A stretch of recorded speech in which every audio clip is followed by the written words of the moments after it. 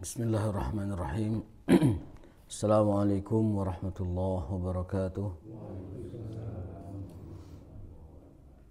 Innal hamdalillah wassalatu wassalamu ala Rasulillah wa ala alihi wa ashabihi wa man walah, amma ba'du. Allahumma subhanaka la ilma lana illa ma 'allamtana wa 'allimna ma yanfa'una wa zidna ilman. Rabbana atina fid dunya hasanah wa fil akhirati hasanah wa qina adzabannar. Amin ya rabbal alamin. Bapak sekalian, insyaallah kita akan lanjutkan kajian Riyadhus Shalihin. Hari ini kita menginjak hadis nomor 126 ya. Masih bab tentang banyaknya jalan-jalan kebaikan atau jalan kebaikan itu banyak jumlahnya.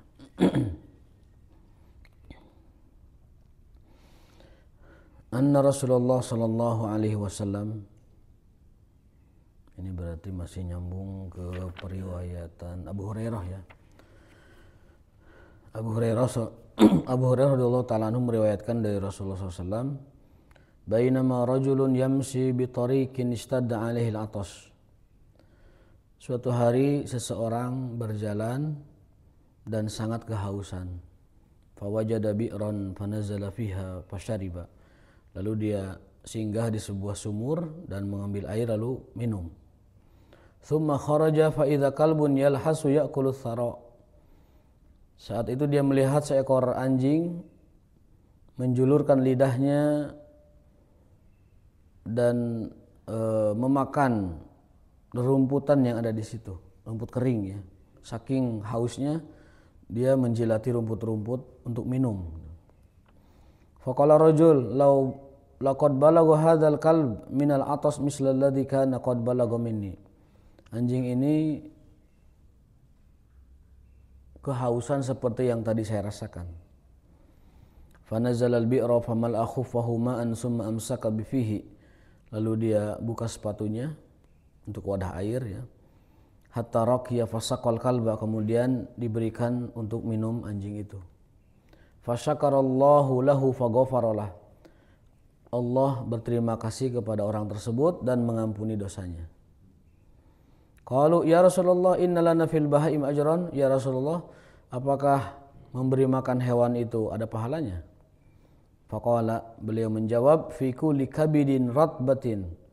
Beliau menjawab sallallahu alaihi wasallam, setiap makhluk Allah yang berair ada sedekahnya, ada pahalanya. Tumbuhan itu makhluk Allah yang berair. Manakala kita siram dia itu ada pahalanya, ada sedekahnya. Hewan-hewan juga sama. Artinya kebaikan kepada makhluk Allah siapapun dia maka ada pahala yang diberikan kepadanya. Hadis riwayat Bukhari dan Muslim. Wa fi riwayatin lil Bukhari fa syakarallahu lahu fa ghafaralah fa adkhalahul jannah. Dalam riwayat Bukhari ada penambahan sedikit lafaz, selain Allah berterima kasih dan mengampuni dosanya, Allah memasukkannya ke dalam surga. Jadi orang gak punya amal yang banyak tapi dia nolong anjing sampai Allah berterima kasih kepada dia dan mengampuni dosanya lalu memasukkan ke dalam surga. Memasukkan ke dalam surga. Ini berarti kesimpulan dari hadis ini adalah amal soleh walaupun kecil dan sedikit, namun kita ikhlas melakukannya karena Allah Subhanahu wa taala, menolong hamba Allah Subhanahu wa taala, bisa jadi amal yang kecil tersebut yang membawa kita ke surga. Bisa jadi amal yang kecil tersebutlah yang menuntun dan membawa kita ke surga. Wa fi riwayatin lahuma, bahkan ada riwayat yang lebih ekstrim dari itu. Bainama kalbun yutifu bi raqiyatin qad kada yaqtuluhu al-'atash. Ketika ada seekor anjing yang sangat kehausan, idra'athu bagyun, ada wanita pelacur PSK melihat anjing tersebut dan menolongnya. Ini kejadian di umat terdahulu ya. Fanaza'at, lalu wanita tersebut melepaskan sepatunya, fastaqat lahu bihi, dan mengambilkan air dengan sepatu tersebut dan meminumkan ke anjing tersebut, faghufira laha bihi, maka Allah ampuni dosa-dosanya. Tuh. Seorang wanita pezina, PSK ya, tidak solehah tentunya, tapi dia menolong anjing tersebut yang hampir mati kehausan, faghufira laha, maka Allah ampuni dia. Masya Allah ya. Ini lagi-lagi jalan kebaikan itu sangat banyak. Bahkan kita bisa melakukan hal yang sebenarnya ringan, tidak mesti yang digambarkan dalam hadis ini, tetapi mesti yang lain. Bahkan kemarin kita bahas orang yang selalu menyingkirkan duri di jalanan, itu dia sampai masuk surga.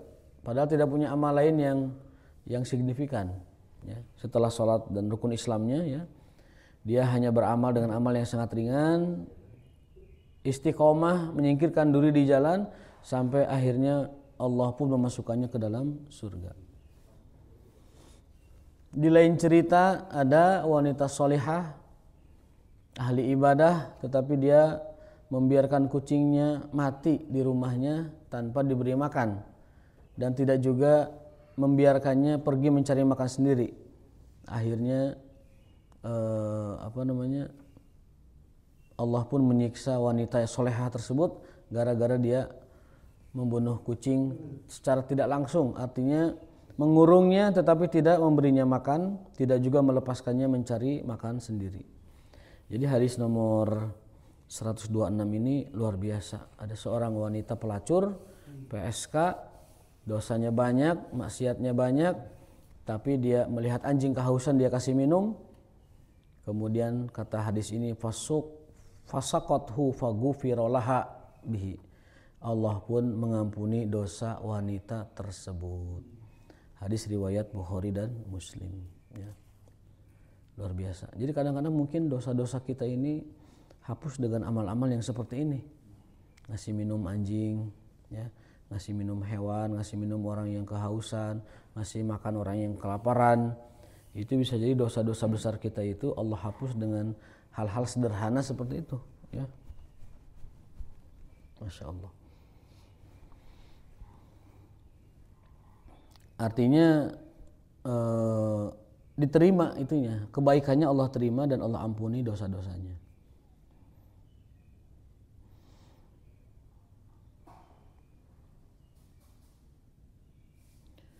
Hadis nomor 127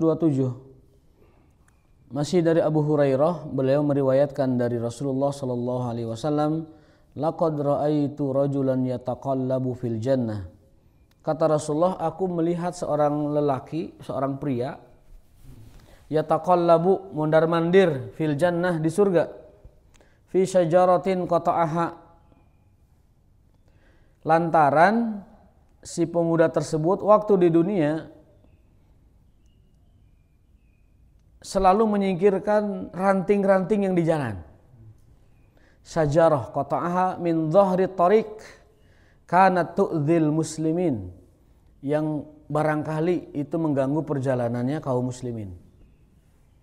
Jadi Rasulullah itu diperlihatkan surga dan melihat ada orang mondar-mandir di surga.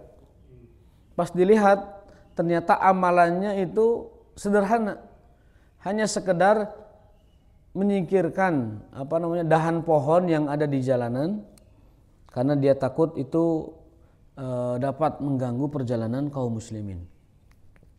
Hadis sahih riwayat Muslim ya.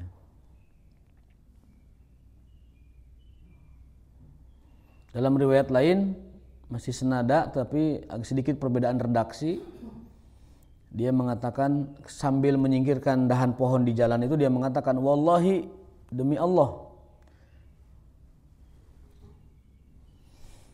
demi Allah, la unhiyanna, sungguh aku akan singkirkan ini duri, ini dahan, ini pohon, hadza anil muslimin la yu'dhihim, dari kaum muslimin, jalanan mereka ya, supaya tidak terganggu. Fa udkhilal jannata, maka dimasukkanlah orang tersebut ke dalam surga. Luar biasa ya. Jadi kebaikan yang sifatnya itu berdampak kepada orang lain atau orang banyak, itu luar biasa ininya. Pahala dan faidahnya itu.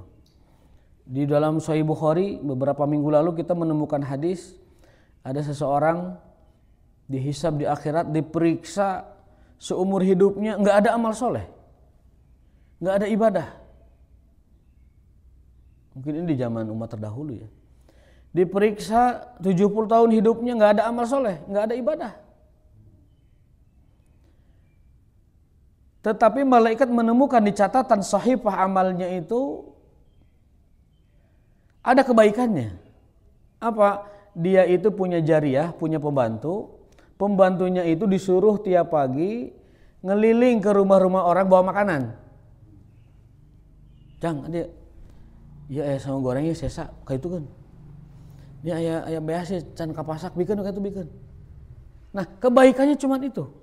Bahkan dalam hadis itu tidak diceritakan tiap hari. Pernah. Fatajawaza, sampai Allah meluputi itu? Melewatkan hisabnya. Ayah hisabnya tapi terdihitung. Hisabnya ada tapi tidak dihitung. Itu Sahih Bukhari itu. Jadi ada orang yang dihisab, diperiksa tidak ada amalnya, nggak ada ibadahnya. Mungkin zaman Bani Israel kan tidak ada ibadah seperti kita ya. Kosong, nggak ada ibadahnya. Tetapi dikorek-korek oleh malaikat, dicari-cari di kebetahan lembarna. Oh gini ayah iya, ayah aja nih pernah nyuruh pembantuna ngabagikan dahareun. Dengan begitu Allah tanda petik ya melewatkan, mencuekan dan tidak menghitung kesalahannya. Fatajawaz anhu. Tajawaz itu kalau ini ini benda, ini jalan, tajawaz itu gini, teng gitu. Apa arti itu? Bukan dialungkan, ininya tidak dianggap gitu, teng gitu. Hah? Diloncati.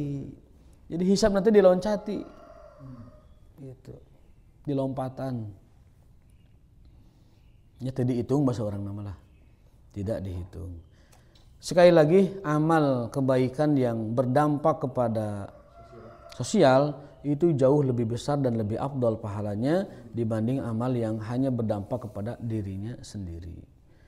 Maka di dalam Islam kebaikan itu ada kebaikan akhlak kepada Allah, ada kebaikan akhlak kepada manusia, ada kebaikan kepada makhluk Allah yang lain. Seperti tadi nyiram pohonan itu bernilai sedekah karena pohon itu makhluk Allah yang ada airnya. Nolong anjing sedekah, bahkan memasukkan ke dalam surga. Meskipun pelakunya seorang pelacur tadi kita sebutkan. Karena apa? Karena dia menolong nyawa manusia. Jadi ujung-ujungnya mah kita itu selamat itu satu dengan iman tentu, yang kedua dengan amal yang ikhlas kita tunaikan kepada Allah meskipun itu tidak banyak. Ada bentuk lain amal sederhana yang memasukkan orang juga ke dalam surga. Abu Dzar pernah bertanya kepada Rasulullah, "Ya Rasulullah, mata sa'ah?" Wahai Nabi, kapan kiamat? Kapan kiamat? Nabi mengatakan, "Madza a'dadta laha?" Wahai Abu Dzar, kamu udah siap memang? Atau apa yang kau siapkan untuk menghadapi kiamat, untuk akhirat? Kata Abu Dzar, "Laisa li amalun kabir. Laisa li amalun azim." Tak anu kaharti ya Rasul amalan abdi mah.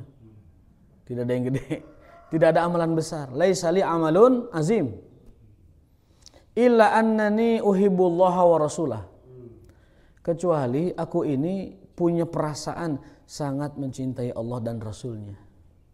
Modal cinta kepada Allah dan Rasulnya. Bahkan di riwayat lain mah hanya menyebutkan uhibbu Rasulullah, mencintai Rasulullah SAW. Lalu Nabi mengatakan, almar'u ma'aman ahabbah. seseorang kelak di akhirat akan dikumpulkan dengan orang yang dicintainya. Itu artinya Abu Dzar akan mengikuti Rasul masuk surga. Kalau kecintaannya tulus kepada Rasulullah SAW. Jadi bahkan amalan yang sifatnya batin itu bisa menyelamatkan kita ke surga. Dengan hadis tadi. Maka kata Anas bin Malik, aku belum pernah sebahagia ini setelah masuk Islam. Aku belum sebahagia ini setelah masuk. Kaum muslimin secara umum tidak pernah sebahagia setelah mendengar hadis ini. Kenapa bahagia? Karena ternyata modal cinta kepada Rasulullah itu membawa mereka ke dalam surga. Meskipun tidak membawa banyak amal-amal yang besar. Itulah pentingnya kita menjaga cinta kepada Rasulullah sallallahu alaihi wasallam. Wa afdalul mahabbati wa daliluha ittiba'u sunnatihi. Dan seafdal-afdalnya, sejujur-jujurnya, sesejati-sejatinya mencintai Rasulullah SAW selain bersalawat kepada beliau adalah mengikuti tuntunan-tuntunannya. Ittiba. Qul in kuntum tuhibbunallah fattabi'uni. Man ata'ani faqad ahabbani. Barang siapa yang mentaatiku, dia telah mencintaiku. Eta dalil pang tegas nama.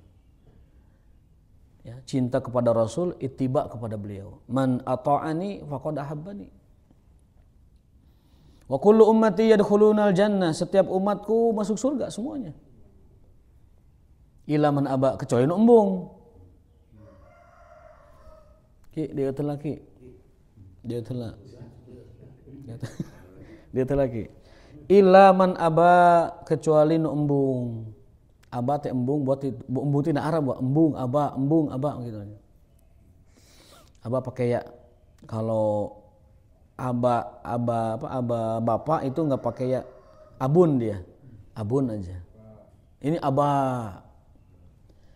Artinya embung. Wa man ya'ba ya Rasulullah, sahan embung ya Rasul ka surga, memang aya.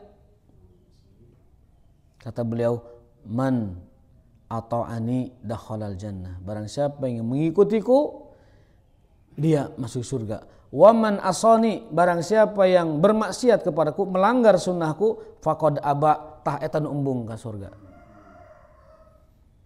Jadi baca hadis jangan sepotong-sepotong sampai akhir. Setiap umatku masuk surga, iya, tapi itu ada komanya hadis. Illa man aba, kecuali yang embung, yang tidak mau.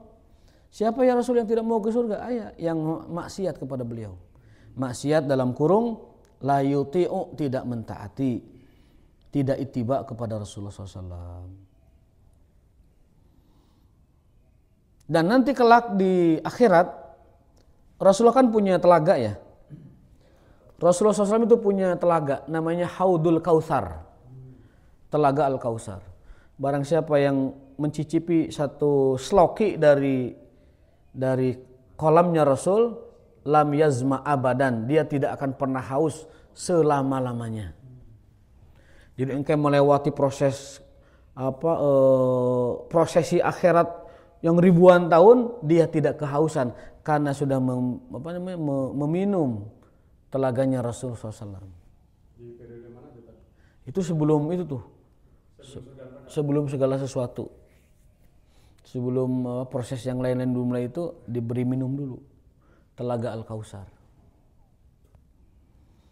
Karena ada keterangannya yang minum di air itu tidak akan pernah haus selama-lamanya. Segelas satu. Nah, ketika umat Rasulullah ngabring ke telaga tersebut, dihalau oleh malaikat. Tidak semua boleh masuk. Namun di stadion tema ya iya non.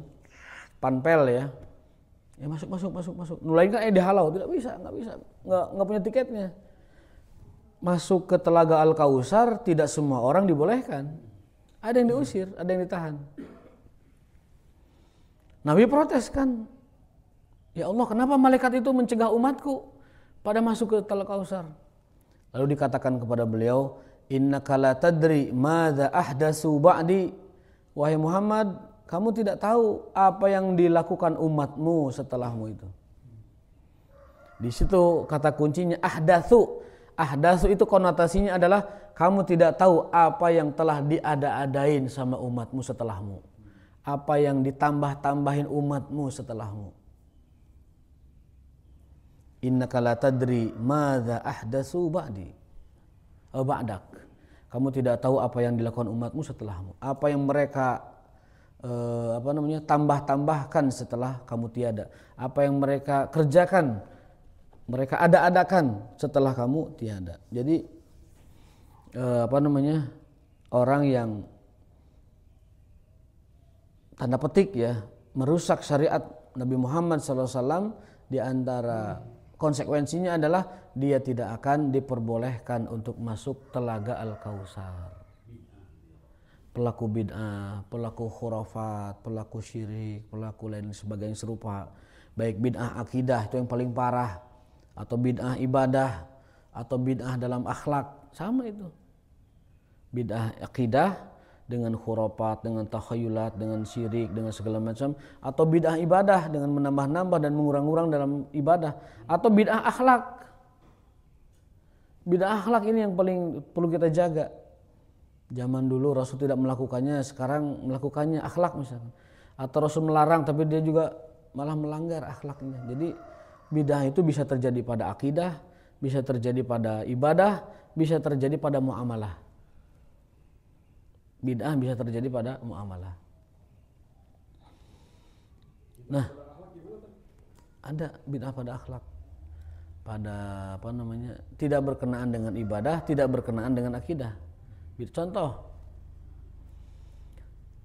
Rasulullah SAW ketika mendapati umatnya tidak tahu terhadap sesuatu dalam agama, yang beliau lakukan adalah apa? Mengajarinya dengan penuh kasih sayang. Tetapi orang yang bid'ah akhlaknya itu bukan mengajari dan bukan mendekati dengan ra'fatun wa rahmah, tetapi malah menjudge dia, mengecam dia, menstempel dia, bahkan mungkin merendahkan dia. Bukannya diajari, bukannya disampaikan hujah yang benar, tetapi malah didedetkan, didesak dan difitnah macam-macam. Itu bid'ah akhlak itu. Orang berjuang, mempertahankan, membela, memperjuangkan kemerdekaan bangsanya, difitnah-fitnah, dituduh-tuduh. Apa itu akhlak Rasulullah? Bukan, itu bid'ah itu. Bid'ah akhlak itu. Rasul tidak pernah mengajarkan umatnya begitu. Bahkan di zaman sekarang bisa jadi bid'ah akhlak lebih banyak daripada bid'ah ibadah. Lebih banyak. Kesombongan, keangkuhan dan lain-lain sebagainya ya. Tidak tawadu, tidak lemah lembut, tidak azizun alaikum harisun alaikum bil mu'minina raufur rahim, tidak haris bil mu'minin, itu juga bid'ah itu. Tidak sayang kepada orang beriman, tidak mengarahkan dengan bil ahsan kepada orang beriman, itu juga bagian dari bid'atul akhlak, bid'ah dalam akhlak. Cuman sayang jarang bahas bid'ah akhlak ini. Yang diserang bid'ah ibadah terus. Maru karena syariat Islam itu hanya ibadah. Padahal akhlak bisa jadi lebih banyak porsinya daripada ibadah. Dan bid'ah akhlak ini jarang dibahas. Nanti saya bikin bukunya lah, bid'ah akhlak. Dakwah dengan pandangan kasih sayang.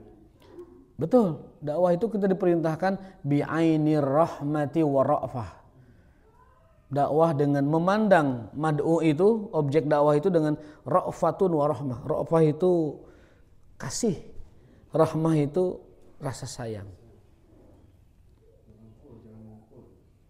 Umat itu kan ada dua, ada umat ijabah, ada umat dakwah.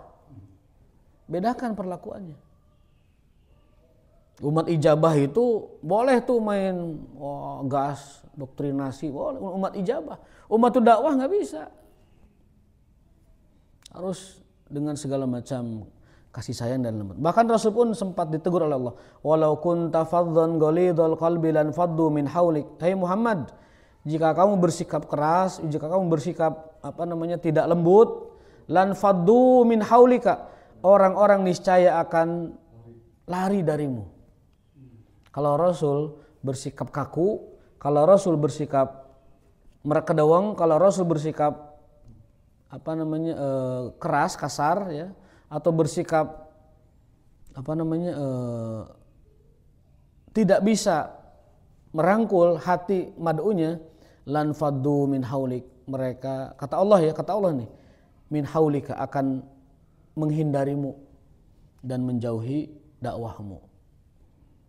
Maka Rasul mengedepankan tadi rahmatun wa ra'fatun.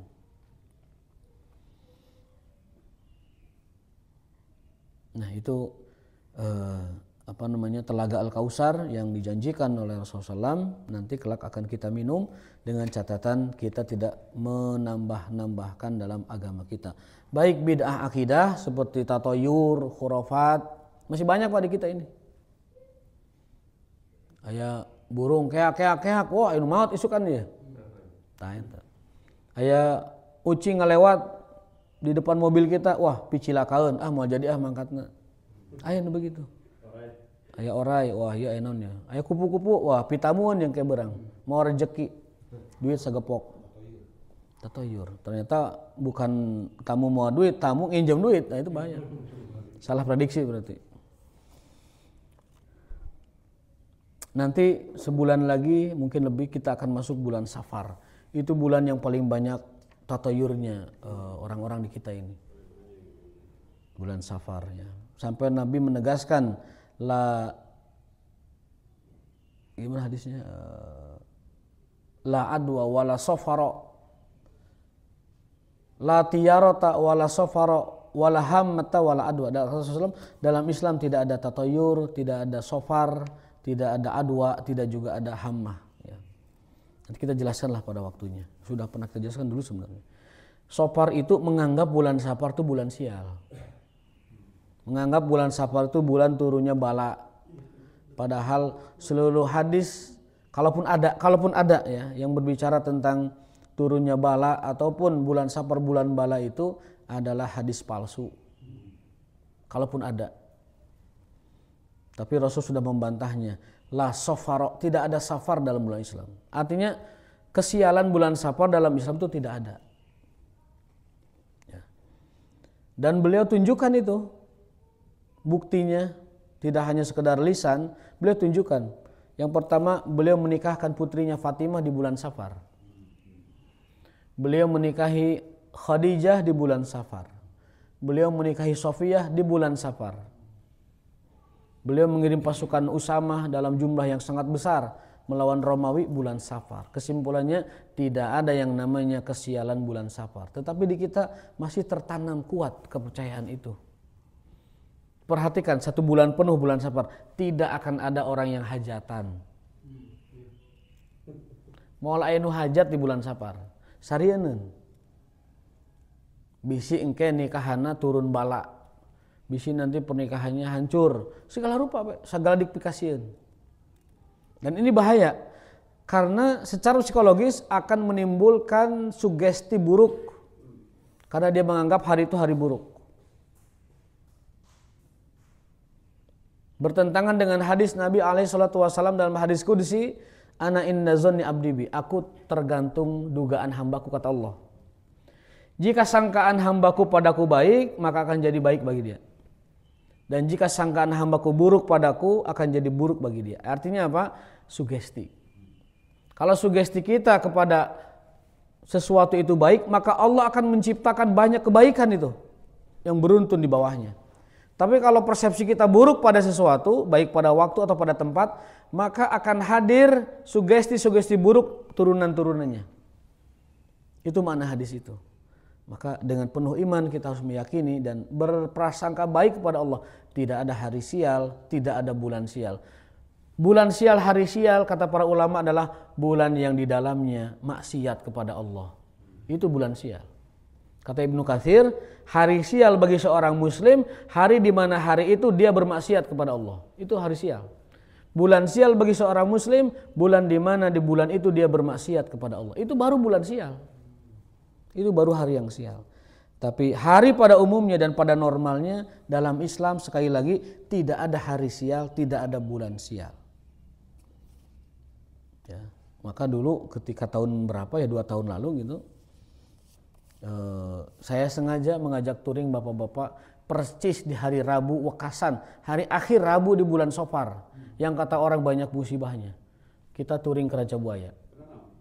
Alhamdulillah, balik syariat. Bahkan itu istirahat acan itu, makan sedikit pulang lagi ke sini. PP 350 km. Waktu itu saya masih muda. 2 tahun lalu saya masih muda. Ya.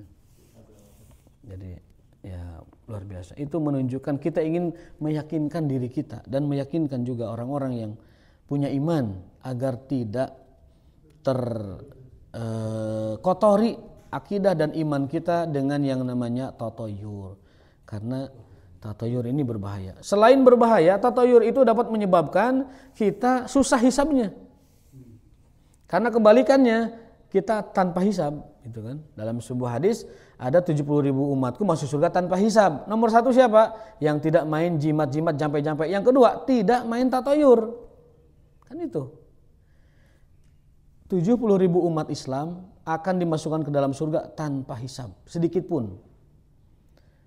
Kriterianya ada 4. Saya baca 2 saja. Yang pertama adalah tidak main jampe-jampe jimat-jimat. Yang kedua, tidak percaya tatoyur. La yatatoyarun wa la yastarkun. Dalam riwayat yang lain, yastarkun dulu. La yastarkun wa la yatatoyarun. Nah, itu madaratnya kita bertatoyur. Selain sugesti buruk buat kita, akhirnya jadi suuzon kepada takdir. Dampak buruk keduanya adalah kita tidak mendapatkan privilege sebagai umat yang akan masuk surga tanpa hisab. Padahal kita ingin sekali masuk surga tanpa dihisab. Syaratnya mudah, tidak percaya tatoyur dan tidak main jimat-jimatan atau yang semisal dengan dia, dengan hal seperti itu. Ya, lanjutannya begitu. Dan hanya kepada Allah mereka bertawakal.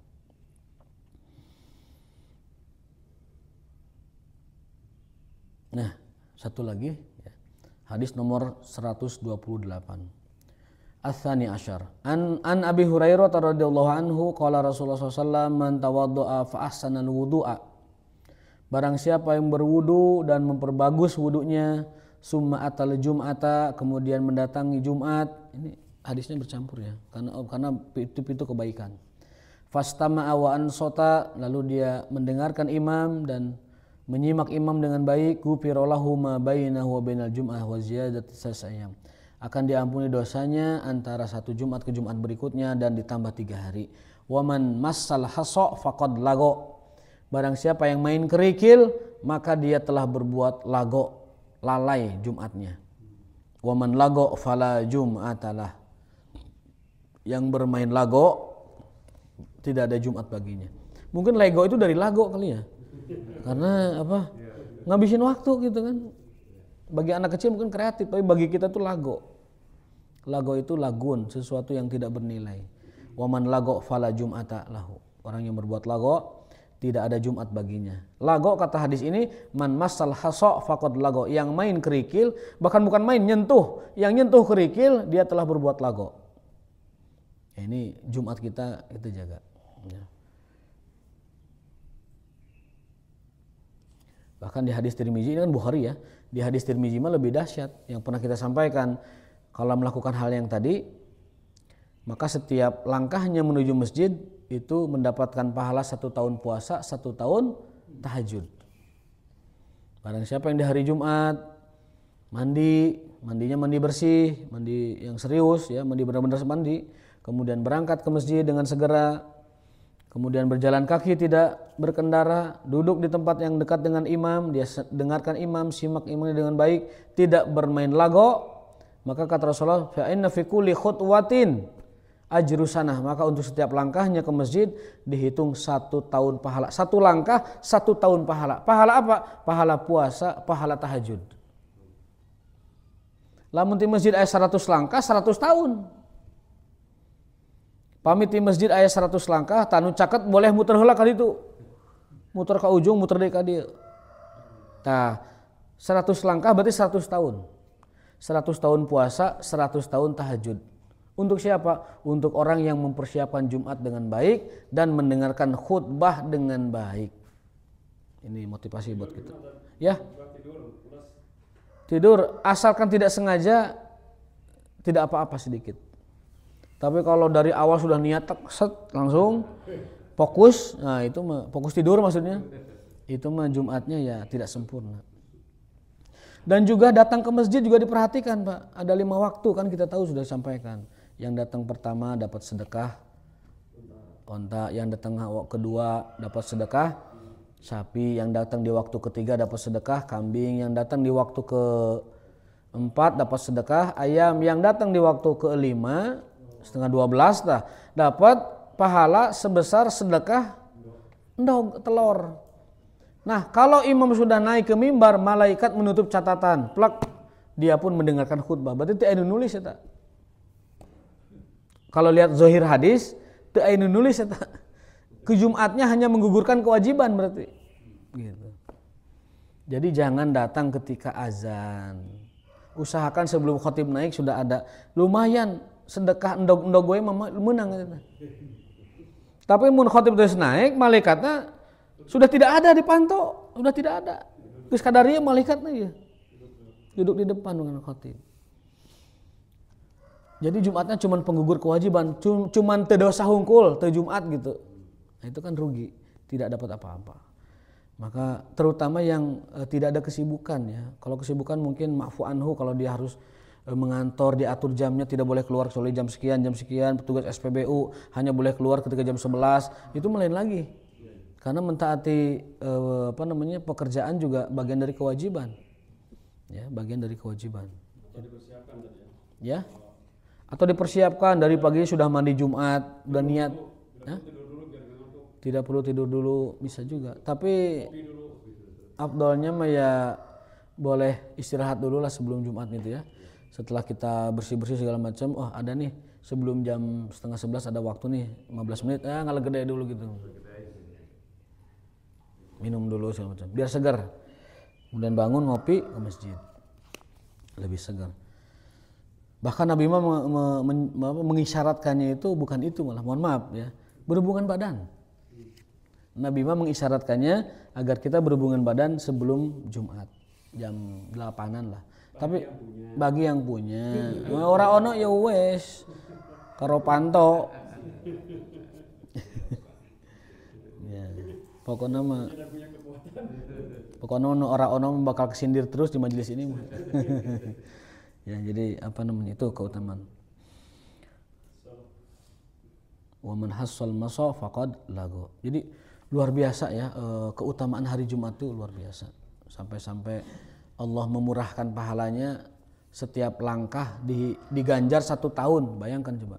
Setiap langkah diganjar 1 tahun, betapa besar itu dahsyatnya ibadah Jumat. Dan seabdul-abdulnya sholat juga ini, sholat subuh hari Jumat kayak gini. Seabdul-abdulnya sholat adalah sholat subuh. Seabdul-abdulnya subuh yang berjamaah. Seabdul-abdulnya berjamaah di hari Jumat. Seabdul-abdulnya hari Jumat di subuh harinya berjamaah. Seperti ini. Ini adalah afdolus sholat. Yang kita lakukan tadi, afdolus sholat. Dari seluruh sholat yang ada di dalam Islam. Ya, mudah-mudahan Allah menerima sholat kita. Amin ya rabbal alamin. Allahumma tub alaina, Allahumma taqabbal minna innaka antas samiul alim wa tub alaina innaka antat tawwabur rahim. Hadanallahu yakum ajmain wa barakallahu fikum. Subhanakallahumma wa bihamdika asyhadu an la ilaha illa anta astaghfiruka wa atubu ilaik. Jika ada pertanyaan dipersilahkan setelah kita tutup. Wassalamualaikum warahmatullahi wabarakatuh.